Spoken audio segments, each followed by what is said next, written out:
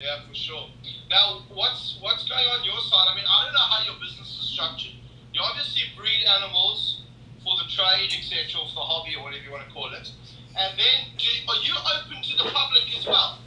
Downstairs, I have a retail store, and then Okay. upstairs, Nerd, and we do sales. We ship out, and we also do like private tours. We used to do a lot of tours, but COVID shut us down because you just have all these people and freely exchanging atmosphere into their lungs, whatever. So that kind of stopped us. Getting supplies is really a problem now on some stuff. Getting rodent food. The rodent thing is a nightmare. Mr. Jingles. Oh God. Doing live stream. Can you just stop your keys? And you could not buy a live mouse to save your life right now. You cannot. What? You can't get live mice at all. So you have to breed all the mice and the rats that we pretty much largely use. Certainly the mice is all from what we're breeding, and it's pretty distressful because I went and made a bunch of snakes, a bunch of ball pythons, and I'm really struggling, super struggling to feed that at any rate. And pretty much what you have to do is you have to start rationing what you're feeding them. And the rodent food has gone from $16.70 to like $26.50 a bag, and you can't consistently get it. Oh my God. Why is that? Is that COVID related? Say what? Is it COVID related? Why? Yeah, oh yeah. They can't. I mean, I don't want to sit here and publicly whine too much, but we're in a different time where work ethic and stuff. I mean, people are like, the people that we buy the rodent food from are telling us they can't get people to even load a truck. Good. It's you, like, if you want to buy caging like 8 months delay. What? Yeah. You order what? Ask him about his thing in the mall. Okay, one sec. I'll ask you about your mall thing. But if you order caging, 8 months. So I was just looking at a CB70, an Iris CB70 bin that we used to get, I don't know, $12. You can't even get them anymore. And we found another company that makes them, and they're $30 a piece. And you're looking at the price of the racks and the price of this and the price of that. You can't get plastic. I can't, right now I have a big freezer, a nice, super nice kind of new freezer, and the control went on the freezer. I can't even get the module. You just can't get it. Cannot be found. So the freezer's down. Like, there's all these. We What? don't have consistent power, but at least we can function. No, there's a lot. I have never felt more challenged and discouraged. I need to start downsizing the animals that I have. Shipping is a problem. I'm trying to do 2 exports right now. I can't even get my custom broker to even call me back because he's so challenged finding flights without delays.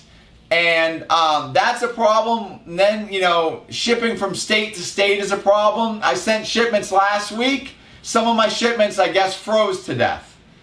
And I wasn't even expecting it. And if you put up ads for help wanted, sometimes nobody answers. Any. Right? I could. What I like about this is that I think a lot of people who are watching they think that life is pretty rosy, and I think all we do No. is we do videos, and people will love us, and YouTube pays us stacks of money, and it's like, YouTube money, baby! And they No. don't realize that No. I've got a setup that we run on the weekends and school holidays, right? And so I've had some staffing issues in the last week. I'll tell you about that off screen. Yeah. But I was up there, and Kirsty and I were running it this weekend with my kids, and I got back last night 7 o'clock. So we bring all the animals back on a Sunday night, and on a Friday afternoon we take them back up there. So it's 2-3 days. So we've got the movement quite down. We've got a big truck. We put them in there. We've got a big trailer, farmyard animals, all kinds. It works quite smoothly. But we get back last night. It's about 7 p.m. It's getting dark. I'm tired. I'm exhausted. Been working 7 days a week. I wake up at 4:30, go to bed 10 p.m. at night. You must see my diary. It's just probably like yours looks. It's just chaos. And then get back last night. We go and we put one of the alligators back in its enclosure, and I look at 2 of my big Nile crocodiles. A while ago, they've been going at each other through the fence, chain link fencing. So I put some shade cloth, shade netting, I don't know what in between to create a visual barrier. The one started going up against that shade netting, and they're big. These are like about 14-foot crocs. And so the one male, and there's no female with them, the one male smashing last night, or while we were away, almost got through. So he's ripped the chain link off these gum poles we've got at the bottom. So I've got gum pole at the bottom to make sure they can't dig under or push. And then I've got chain link in with those U-nails, I don't know what you guys call them, and we've hammered it in hard. It is hard. There's brackets, there's all kinds of things. He's been going so hard at it, he's ripped a hole at the bottom. Fortunately, it's only this high, that high, if you can see. And I've got there in time. But now, the last thing I feel like doing is getting my wife in on a big long pole to see where the crocodile's head is, and me lie within about a foot from the side of the water while I'm trying to nail these things in as it's getting dark. And I'm doing that for half an hour in the rain last night. And then after that, I must come inside and do all the administration of the business. We've got like 9 employees here, and today, when they get here, everything needs to be planned for the week so they know what they're doing and everything else. So you're up until 10 o'clock doing admin, planning YouTube videos. November, December gets really busy for us. So it has to be planned a month or 2 in advance. All of these things are happening, and people are thinking, YouTube money, baby, YouTube money. And it looks great when the eggs are hatching, and the alligators are bellowing, and the king cobra's eating a snake, which you paid for. But man alive, Kev, it's been, I know a couple of guys who are in a similar position to us who have had the hardest last 6 months of their life, including myself. I am struggling mentally. I'm struggling. I am incredibly discouraged.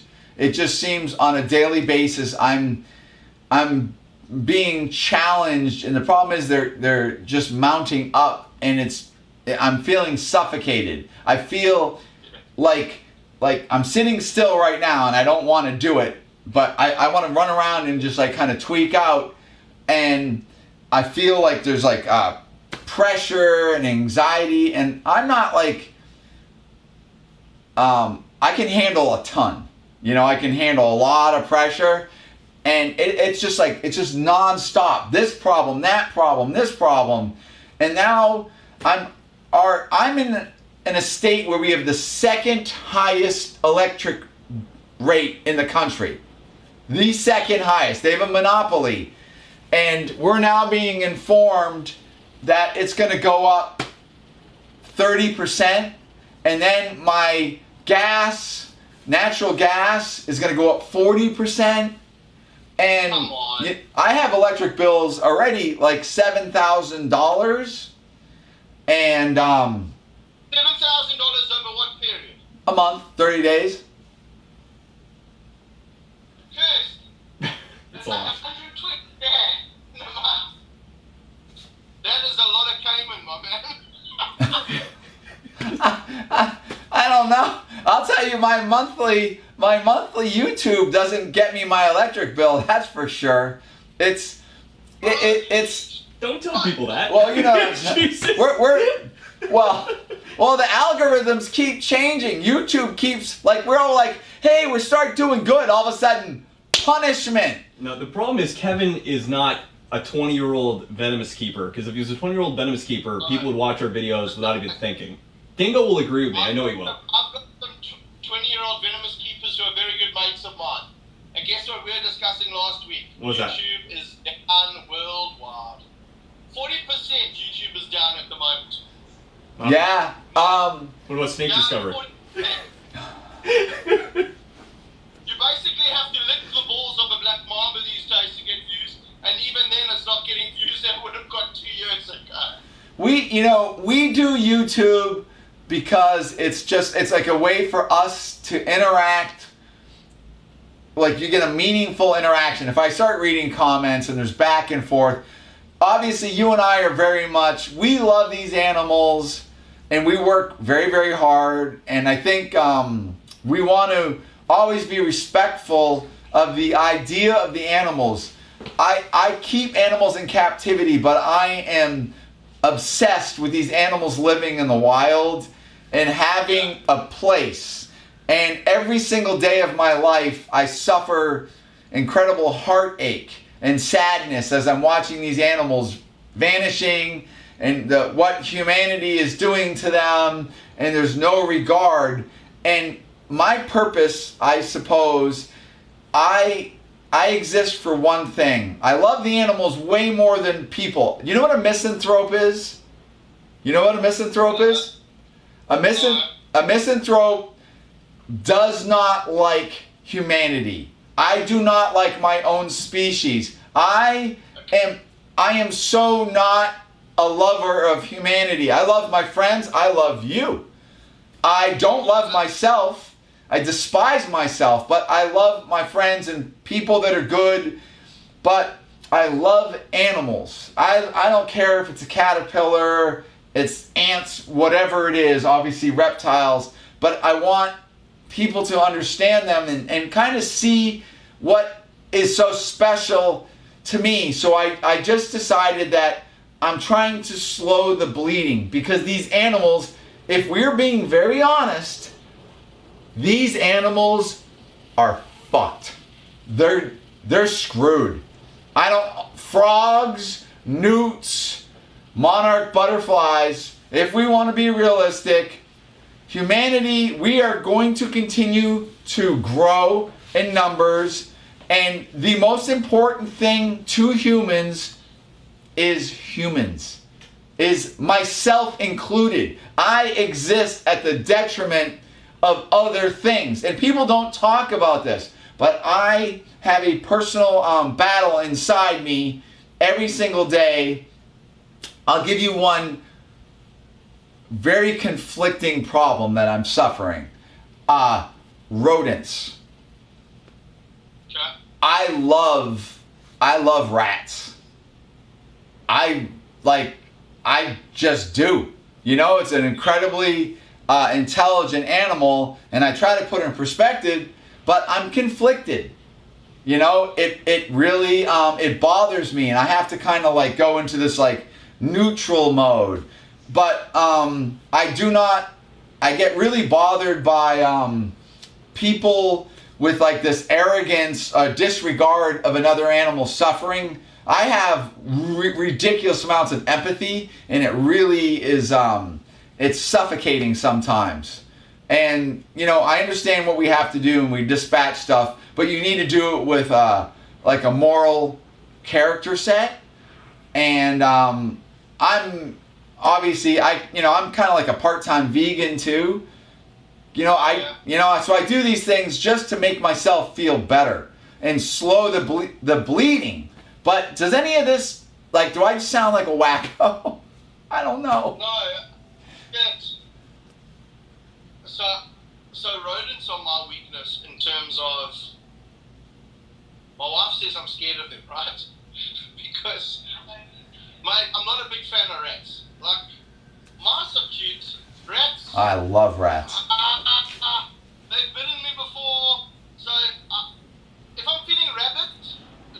story. Rats and me, we're not the best of friends.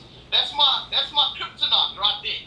You want to freak me out, put me in a bath and put rats on top of me, I'm not in a happy space. I'd rather you put king cobras on me. But, What? You know what? My kryptonite? Babies. Put me in a bathtub with babies like laying. I would like die. Like it's gonna break.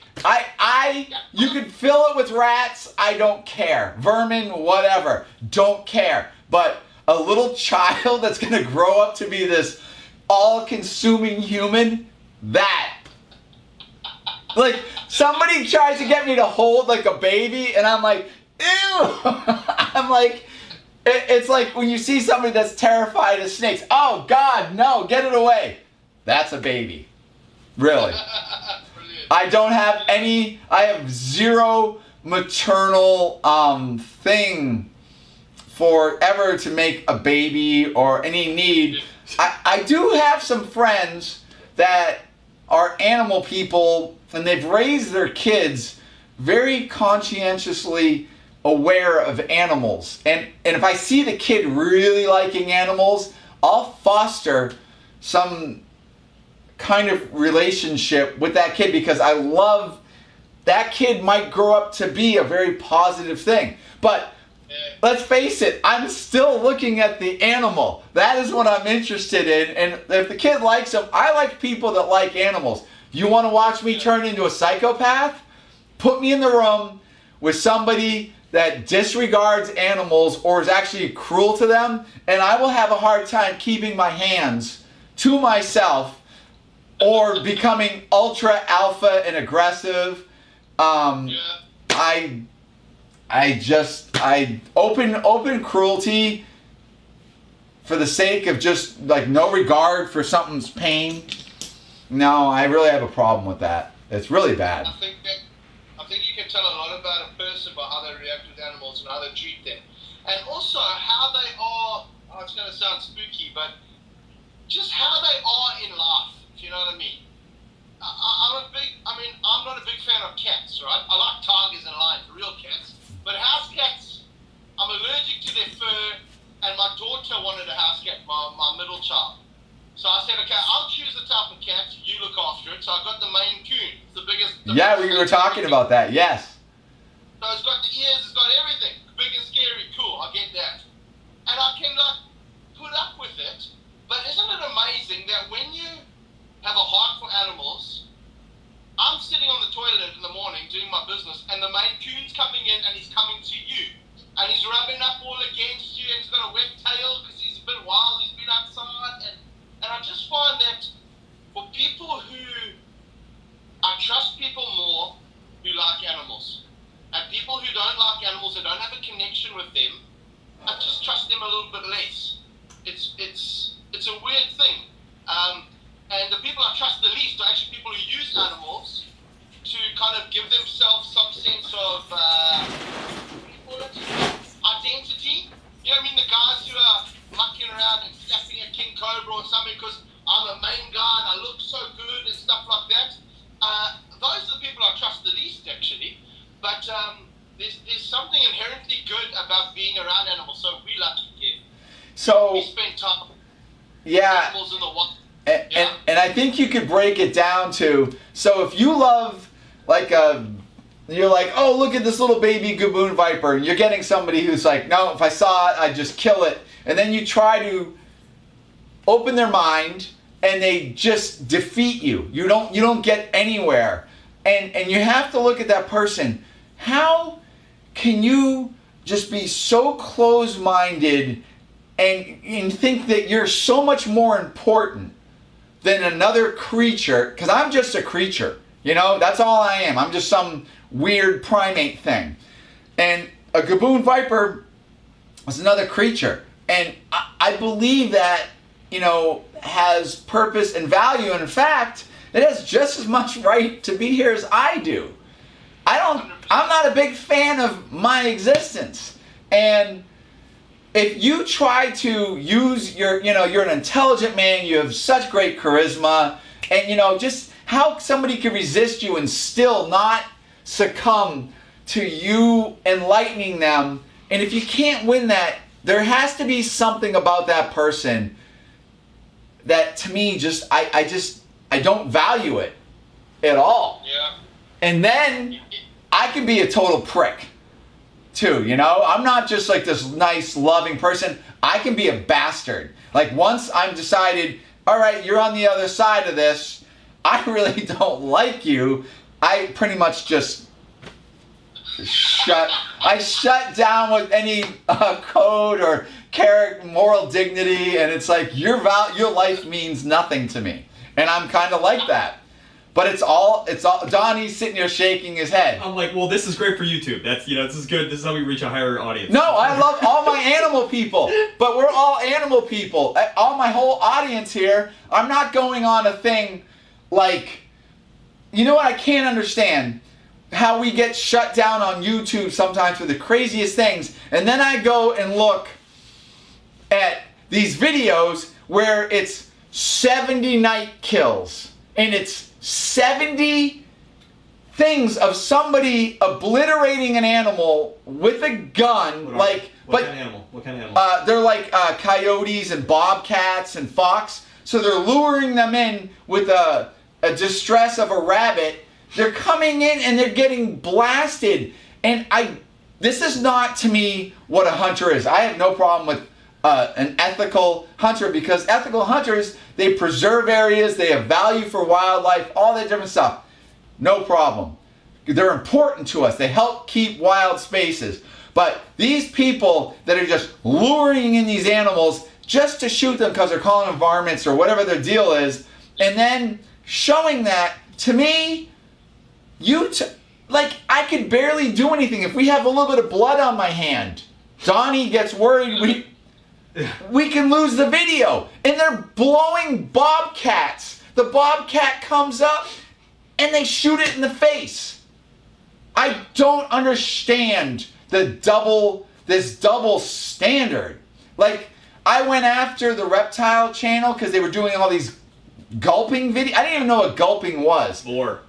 Vor? It's called vor, Kevin. But they had croc monitors eating like young rats, and the rats are inside them.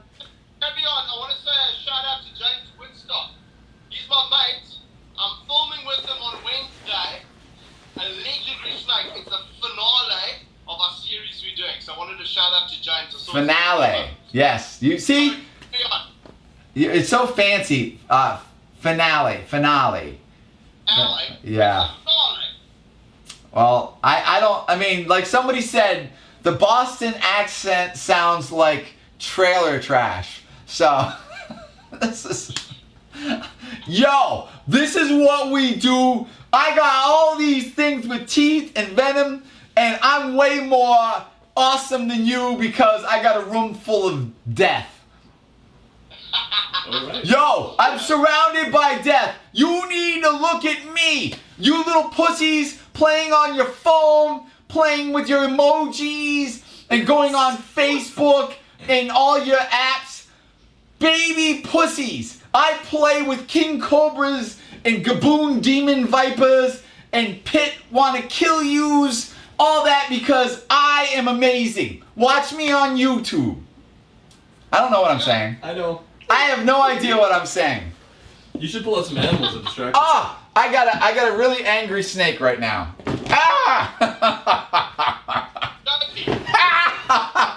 Oh my goodness. Oh, you missed it. Oh. Woo! He is pissed. He is pissed. So what happened? As I've been talking to you, he's been in a bin and he's been getting pissed because there's too much movement. That kid. Yeah? Is he an albino then? Yes. Or is he a lavender something? Nope, he's a T-negative albino Boega melanota. Now, out of your mangroves, sorry, I don't know all the scientific names for them. I know it's Boega, but how many different subspecies are you getting of your mangrove snake? So I work. Oh, he's biting everything.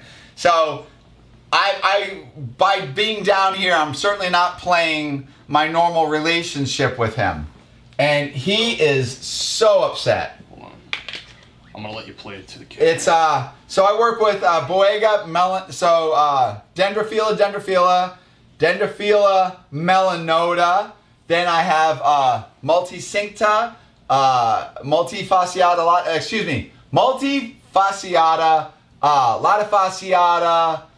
I have like the green cat eye, Gemicincta. He's so pissed. This is all just defensive. Now this snake I would be allergic to. Yeah. He's venomous. It's depressing. Because he's so beautiful. Oh, he is. Look at him. Dingo, how come you don't have snakes like that? Huh? Who? You. I don't have any mangroves. There's hardly any mangroves in South Africa at all. Let alone fancy faces like that. Just the normals, there's very few that I know of. I can't think of one that I know of. He's the one and only that we know of. Sorry? This is the only one that we know of. In the world? Yeah. Amazing. It's a beautiful snake. Yes, he is. He's so pissed. Oh, he's beautiful. Did you breed him there? Well, he came out of the wild. I'll show you. Yeah. Hold on. He's. Kevin paid millions of dollars for I paid millions of dollars with all my millions of dollars. See, he even came. See the missing tail? Yeah. He is so upset. They were all great when I took them out, and then they've all gone. They've all gone mental. Hey. Oh, he just shielded him. Yeah. Beautiful. But it's an amazing snake to work with when it's got personality, yeah? So, I'll show you the non-albino, as you might say, albino version. Oh boy. Go down, Johnny, I can't see. Oh, he missed the whole body. He's asleep. He's asleep at the wheel. That is not real. Don't say that. The thing struck at me 3 times. That's very different to what we would call a traditional mangrove. This is a melanota. Some dendrophila. They have the complete bands around them. Yeah. That you're gonna see. This one gets bigger. Sorry, I'm trying to. I don't want the camera to fall. The thing's just blasting. There we go. Okay, here we go. Yeah. Perfect. How's that? Is Dingo happy now? I'm happy as. So, you asked me a question. We were talking about like the brains and the mindsets of animals, and we have animals with different intellect, their ability to rationalize through a situation and then maybe adjust their behavior. So when we have them in captivity, we get a fuller, more respectful, reliable relationship with them. And you have animals that can adjust their mindsets and they learn to trust you. And you have other animals that they want to be reactive, and all they want to do is like their brain shuts down, and then they rely on this whole fearful, defensive behavior. And a mangrove snake is an animal that it just clicks into this other mode where it becomes ridiculously defensive. So all your relationship that you've developed with it is pretty much put on hold while they're stuck in this state. And then you got to work to get them back out of that state. But these guys have a lot of triggers. A lot of triggers. Amazing, huh? Yeah. They beautiful snakes. Look at that. Hello. Yeah. Look at that. Donnie is about to smack you in the face. So this animal hates. See me, Donnie. Yeah. It hates the what keeps focusing a camera, this infrared, and it sees all this infrared. That's a cool snake. Yo, that's a cool snake. That's beautiful, eh? You said you wanted to ask me something because I've got 17 minutes until our power goes out. Yeah, so we were talking, so you had made a comment about what different species we might think is smarter. So obviously I think that you and I would both agree that a king cobra, highly intelligent species. It's a thinking snake. They will change their behavior. That's why, you start getting these relationships with these animals, because the brain, more time is spent with them in thinking mode.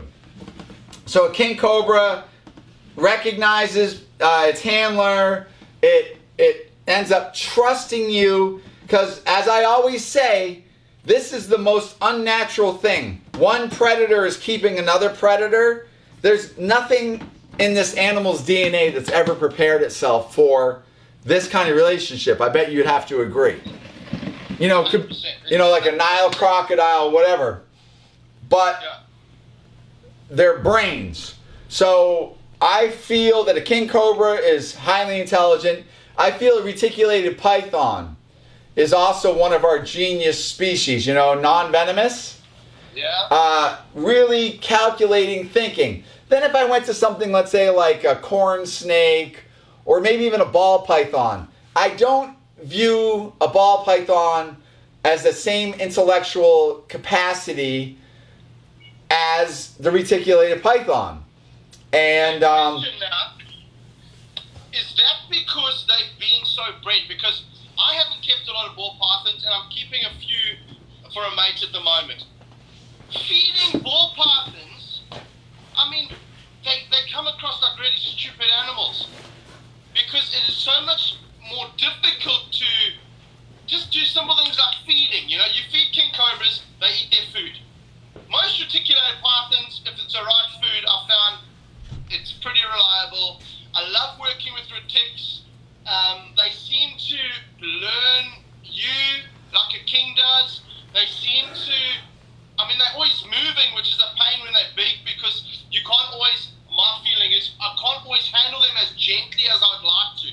You know what I'm saying? With a big, like a 20-foot retic, when you've got it out, it's so big and heavy, and they're always on the move, that I don't feel as smooth as I'd like to be with a smaller snake that you can just slowly go through your hands. But but retics have been bred as well. Not no, to the same degree. So I view this in a very different light. I would consider this evolution. A reticulated python is an active hunter.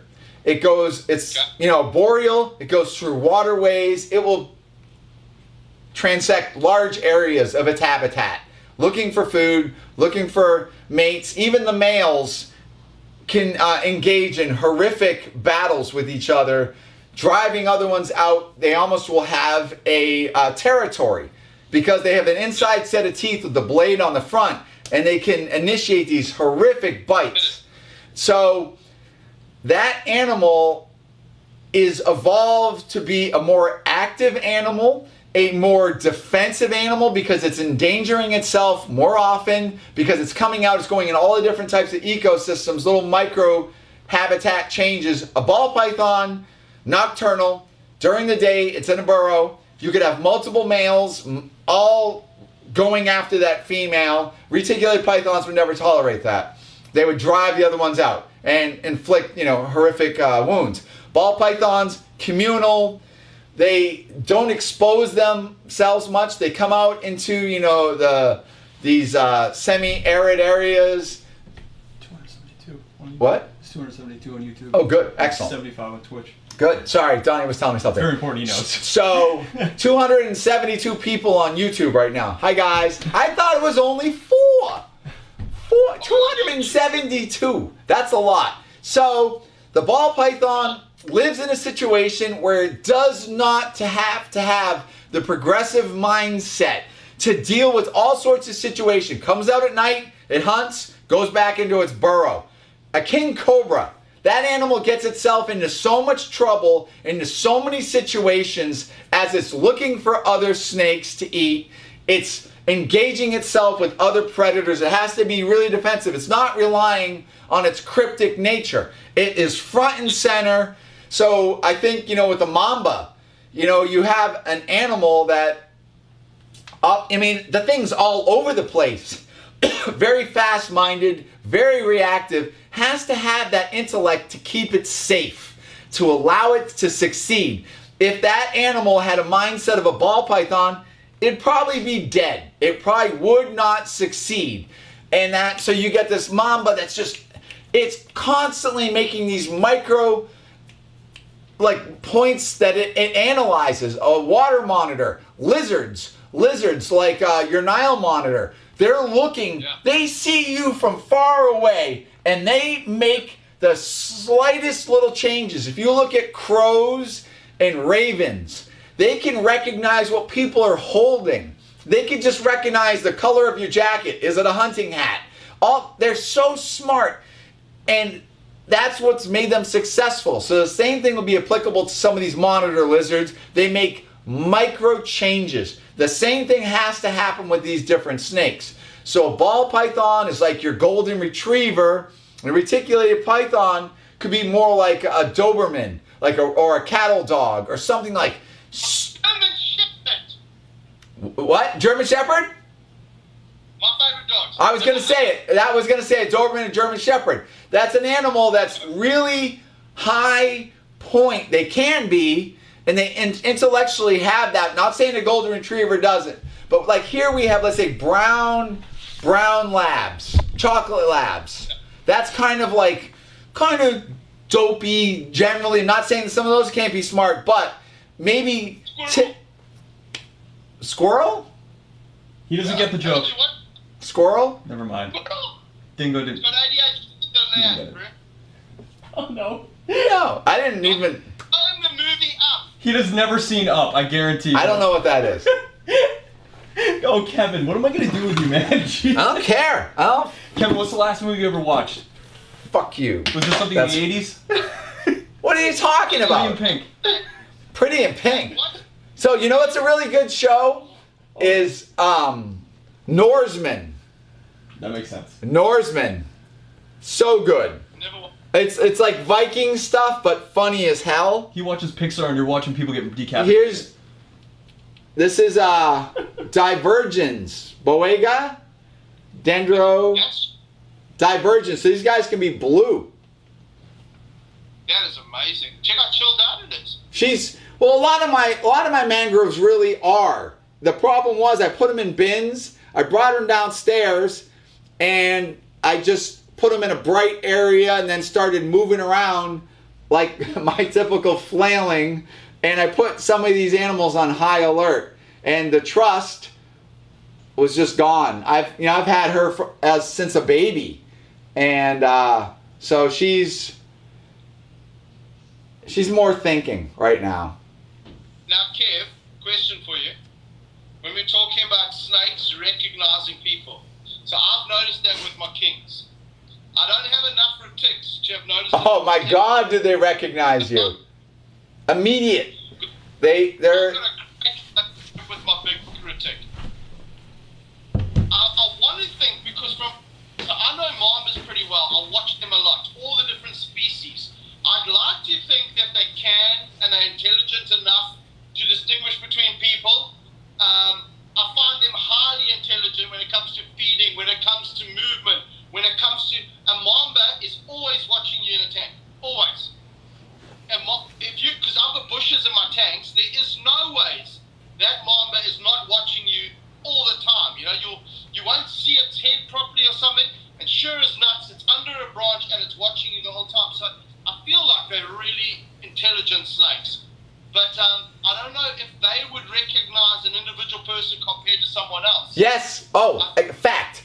Fact. With all certainty. Your mambas are... So what I've learned, I've changed my mindset years and years ago messing with these animals, and I've learned we're always underestimating their intellect and their intelligence, myself included. And for me to be better at the socialization and like the snake and reptile whispering, I changed my mindset, and I decided that they're actually actually way more intelligent and way more aware than we're giving them that. And since I've changed that mindset long ago, that will stress and anxiety down, which then brings up the trust. And then it turns the brain on. As soon as the brain, like this animal right here, long tongue flicks, remember this, I told you, they're always recording. This animal is taking in micro data, and this happens to be what I smell like, how I'm handling it, what I look like. And this animal then decides that I'm okay. But I can give this animal, I guarantee you, I give this to one of my other guys, and this animal will turn into a ding-dong in no time. And that has a lot to do with all, if I take different keepers and I had you rate the keepers, you and I can watch people, and pretty quickly within 5 minutes we're going to be like, wow, that's shit.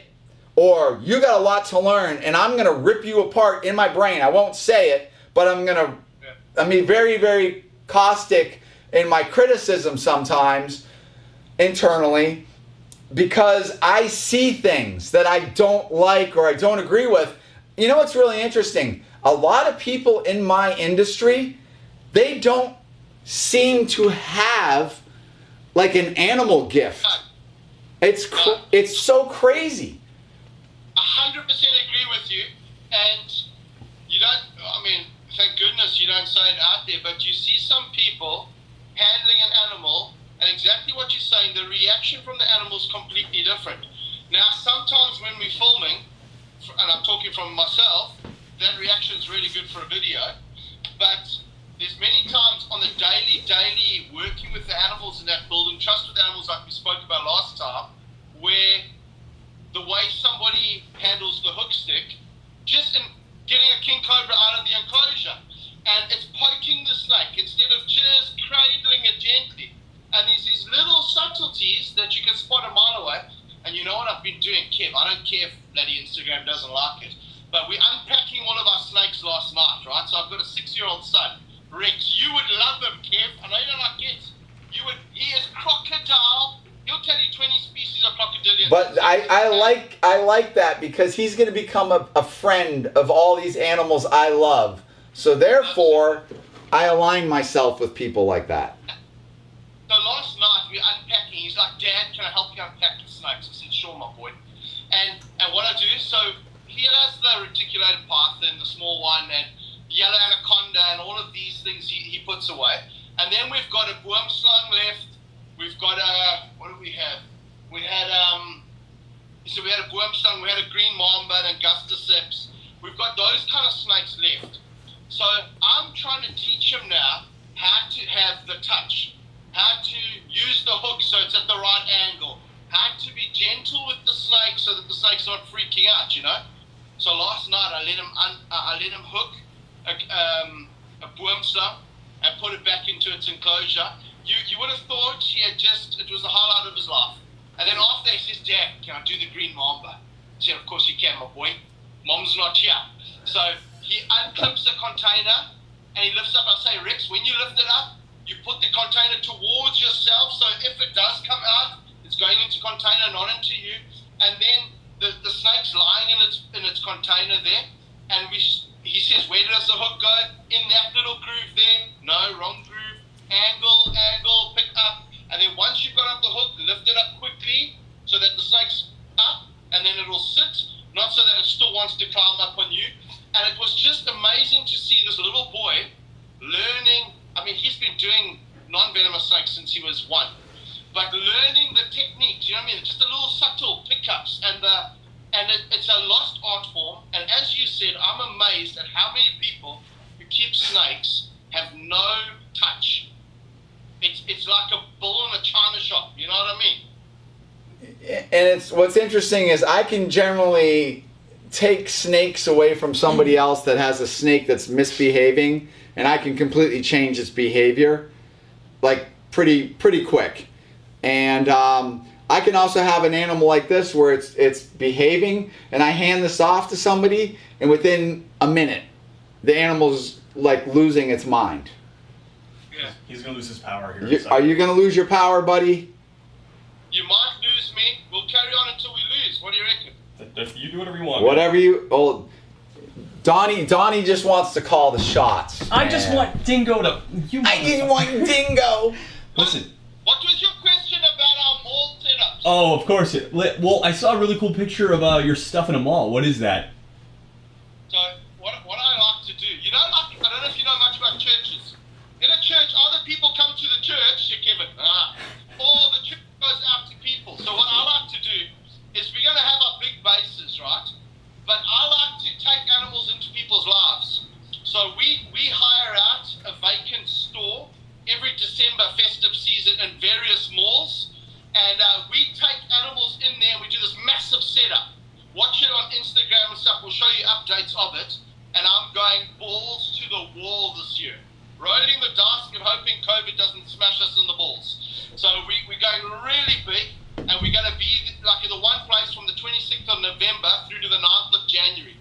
And we're running 3 places at the same time during this festive season, because our big holiday is December, January, and we smash it. And it's a wonderful opportunity. People go shopping at a mall, and then as they're shopping at a mall, there he is. Yeah, I lost it. Did you hear what he said though? About like just renting out a temporary spot. That's a really it's like interesting those Halloween stores do that. Right.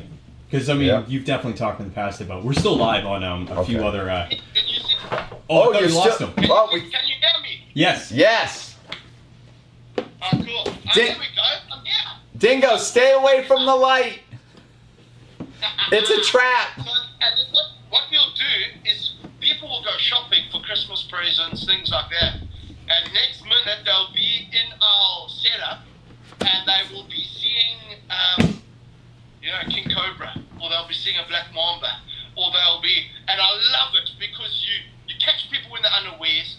You kind of forcing conservation and a connection with animals down their throats. They just came to go to a movie or to shop, and then they build a connection with the animal, and they go home with a picture of one, normally a ball python.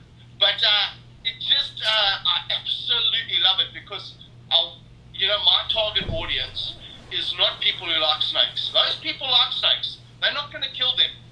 But it's to reach people in the world that don't like snakes, like we said last time. So it's people who don't know snakes, who the only good snake is a dead snake. That's the people I'm after. I'm not after some snobby reptile keeper who's going to judge every time I say the wrong Latin word or flippin' there's a poo in my enclosure because I haven't cleaned it in 13 seconds. Or I'm after people who don't like animals and fall in love with them because they have an interaction or encounter with one. So I'm super pumped. But when I say we're working our balls off at the moment, it literally is 16, 18-hour days. We are smashing because we've got 3 setups we're doing at the same time. And then staff, we need extra staff for that period. And the guys have to be good because we've got king cobras at all the sites. We've got black mambas at all the sites. We've got a big green anaconda at the one, 6-meter or 20-foot reticulated python at the one. So it's a busy time, but I love it. It's super, super exciting. It sounds really impressive. So you're gonna open up a wildlife park? That's your plan? Yeah, we're building. So I'm just going outside. It's a bit better light, I think. Not really. So we bought land about 2 years ago. About 50 acres of land, right? And my dream's always been to build a park where, particularly in Africa, let's stick to Africa, we set the benchmark on how captive animals are meant to be. I went to some zoos this last weekend. I walk around there with glasses on because I'm crying all the time, because it is heartbreaking to see people acting like they're in 1960 with their exhibits and everything else, Sorry, I'm coming back in here. There we go. I'm back in. And I just find it absolutely heartbreaking that people still are putting a tiger in a little cage, or a lion in a little thing, or a snake in a tiny box. And I want people to see an animal, and the focus is on the animal, not the cage, or the enclosure, or whatever you want to call it, where they see it and that's a beautiful animal. And the best picture I've got is we were once called out to get a puff adder that was in a park where people were. We picked the puff adder up, put it in a bucket, and then we were driving driving it out to this forest, and in the buckets, like for us, puffaders they're probably like your western diamondbacks. You know, they're as common as a toad. They're just everywhere. So it's not a particularly fancy snake. And in the bucket, it just looked like a normal puffadder. And then Kirsty and I took it to a forest, and we took it out the bucket, and it started moving like a caterpillar motion, and it's going like this through the forest. And Kev, I said to Kirsty, have you ever seen anything more beautiful? And that's what we're trying to create. So at our park that we're building, it's probably only going to be open in about 2.5 years' time, but I want people to come and they see an animal, and it's as much as possible, it's natural environment where it's got space. I'm trying to change the way that captive animals in zoological facilities are done on the African continent. There's a better way to do it than you stick a tiger in a cage. You know what I mean? And we're going to have less animals for us as more.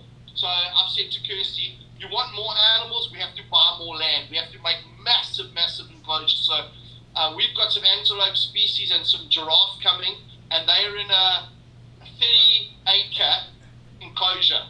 So I want it, and it's beautiful. It's got rivers running through it. It's got grasslands. It's got beautiful acacia trees. And obviously we're picking the right animals for that because it's still a captive environment. But you're gonna feel like you're on the Serengeti in the wild with zebra, and you would call them zebra, and giraffe. And then those giraffe are gonna come up close to people, like we do with our snakes, and interact at their own choice, not be forced to, but they can come and interact. And I promise you, I've never been more passionate about that in my entire life. It's what we're living for. It's what we're sacrificing for. It's all the money that we raise is going straight into that. I don't know how we're going to pull it off because it's millions. But it's our dream, you know. And I'm chatting to my son. I'm 41 now, so I've said to him, boy, I've got 24 years left. When I'm 65, I need to make it to 65. I want to hand that park over to him. He'll be 30, and then he can run it. So even now we're talking about crocodilians, and we're talking about all these different things, and what do we want to display? How many do we need to display? Do we try and get all the species of crocodilians, which is a real pain in South Africa with importing? But it's just, that's our dream and that's our passion, is to have a facility like that. And still do small things out to go and reach people where they're at, but that's what we're living for. That sounds, obviously it does sound like a dream. I used to have dreams too, and I've been smashed to. I wanted to have like a reptile zoo and all that, but something, obviously it's stuff that you and I would talk about personally, but the reality is things are really hard here. There's the mindset of people, which is really very sad to me. Animals and everything in the natural world are being replaced by your phone and social media, and people don't have value for these animals or a work ethic. They don't know, like, the hard amount of work that you're doing is so unique, but it is a behavior that is going away.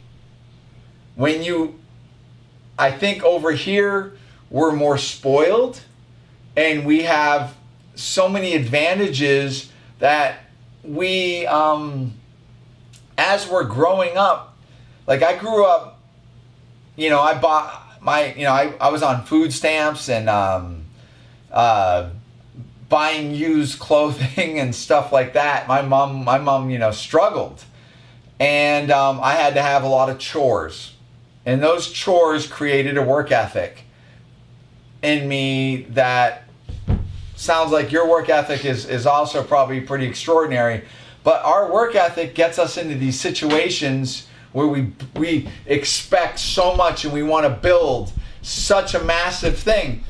And the thing that I'm coming to the realization is, this is painful, but you're only as strong as the weakest bricks and everything. And the people that are coming into the workforce, I don't think they they had chores.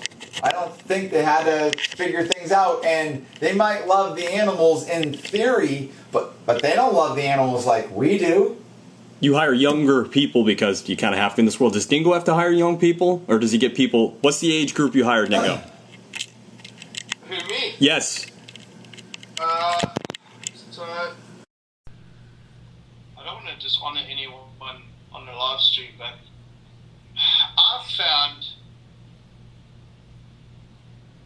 in South Africa, I'm talking about, white people under the age of 30 completely useless. And You agree, the reason don't I say that, because the reason I say that is because a lot of them are growing up fairly entitled. What I mean by entitled is, or So entitled. Or they're living at mom and dad's couch, eating mom and dad's food still, and they want to work with animals. And there's been some really good guys in that age group that I've worked with. Yep. But also I've gone through a hell of a lot of them because I believe, and maybe it's unfair for me to put this on other people, but our family eats, breathes, lives, sleeps, dreams, everything, what we're doing. And I've said to guys, I've just hired a new guy now, and I said, I tried to turn him off in the interview.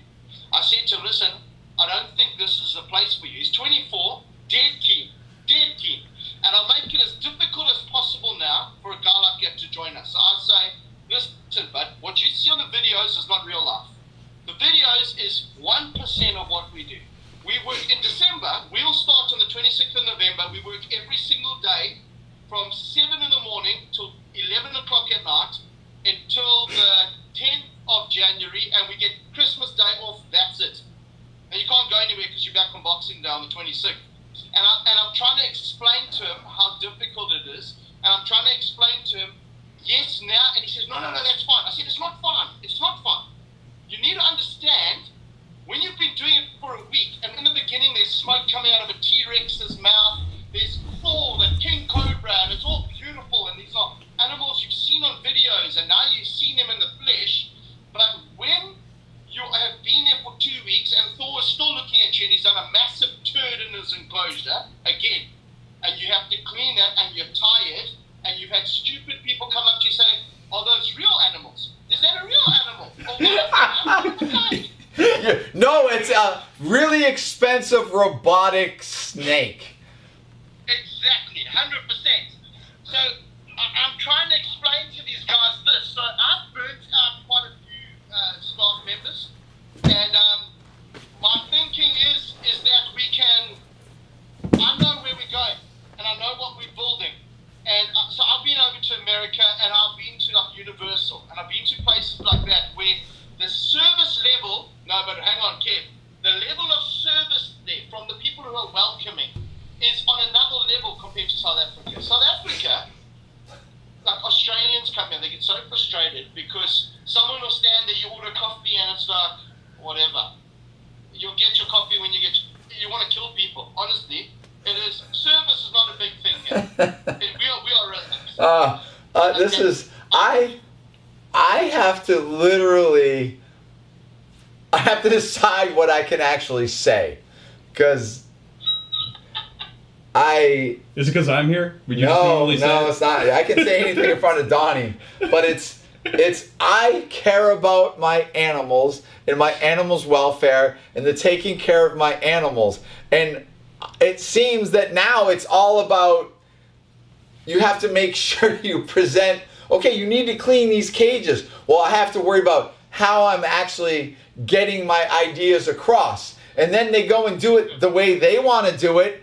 And I'm like, no, I know what I'm doing. You need to mirror. I've trained you, and you've gone and adjusted. And then go back, and I look again. You didn't do this. There's 6 cages. You only did 2 well. You did 3 so, and you didn't even do the last one. You didn't, look at, you like that? Yo, I counted. Do you notice that? 2, 3, and 1. That's 6. 6, something like that. But it's really, that's a real problem. And this horrible phone that people, like, are looking at is amazing. I'll give you an example. I went and talked to my mechanic friend. My mechanic friend's like, I want to get rid of my business. And I'm like, why? And he's like, because I can't get good help. I can't get the people that I used to get. Now I can get them. And he goes, and I'm like, of course I know exactly what he's talking about. And he goes, look out in my garage right now and look at the mechanic and tell me, is he on his phone? So I was like, okay. I walk out there. There's a guy taking a tire off of a truck. And as he's taking it off, he's playing with his phone. Like, so he's time sharing, playing on his phone. And I sat there and watched him. He didn't know I was watching him. And I went back to Pierre. I'm like, yeah, get rid of your business because it's only going to get worse. And the idea of loving these animals is one thing. But the care and the dedication and being prideful and being ethical and being aware from the beginning to the end of the animals that you're taking care of. Somebody else has trusted you to be able to give 30 animals as well as one animal the same amount of thought and taking care of them, making sure they have water, making sure a couple things. Not 4 snakes get taken care of, 6 of them get ignored, and then you walk away and you play on your phone. You're blasting your e-cigarette. You come to work because you're high, because you think being high is nothing. Whatever it is, things have eroded to the point I can no longer achieve grand things like what you're doing. I can't. And I'm now realizing my limitations, my expensive electric bill, my gas, not getting rodent food, not being able to make enough rodents, not being able to ship animals. Every time I'm turning around, people are buying animals with fraudulent credit cards. I'm like lose. There's not enough good left. And at the end of the day, only thing is I care about animals. I would be perfect for somebody to come and take me, go, Kevin, I have a zoo or whatever, and I want all the magic that you can bring, but you don't have to manage anybody anymore. That's... 2 years, Kev. I'll fly you over myself. Dingo, if I could get... There's so much stuff here that is wonderful. I would be as happy as hell because I don't like it. I don't like this. I love animals. I'm an animal person. This is what I do. And the magic is the animals. But all of this other stuff is just, COVID just really just destroyed everything. I did want to offer you, your crocodile? I don't know if he's freezing. What do you think? Is he spinning? You might have just lost him. Hey, there he is. So remember your crocodile that's trying to get through the thing? Nile monitor, you mean? Yeah. No, it's not a Nile. It's a crocodile. It's a Nile crocodile. Okay. Do you have big plastic drainage tubes, corrugated drainage tubes? Yes. Okay. What happens if you went over to that part of the cage and you put one down, strapped it to the cage, and another one, and you built a wall of these plastic deflecting tubes that covers the inside part of that cage? Okay. I'm going to... Because today, what I did is I took 30 foot of... Because it's 10 on the option, and I put another chain fence on the other side of the pole, so now there's 2 chain links between them. Because I actually don't want anything to change, you know what I mean? Well, we're getting a broken... We're getting a broken connection, but hopefully you understand the drainage tubes is almost like a barrier that is irregular, and it might defeat all of that attention that Nile croc is doing to get through it. Does that make sense? Can you hear me? No, it sounds 100%. Sounds good. No. No. No, it's just you're cutting in. When the sound guy found when they put down the nuts as well. You guys should talk next week. Okay.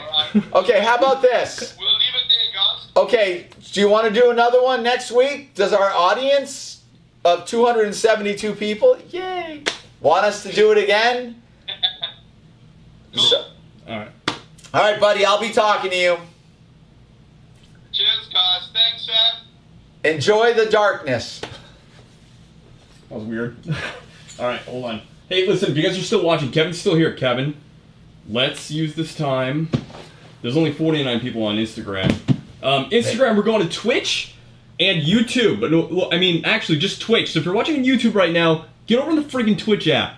And I know like 200 of you aren't going to do it, but get over there right now. Kevin's going to be answering your questions live. There might be a little breakdown where he's going to be off for 2 minutes, but we'll be right back.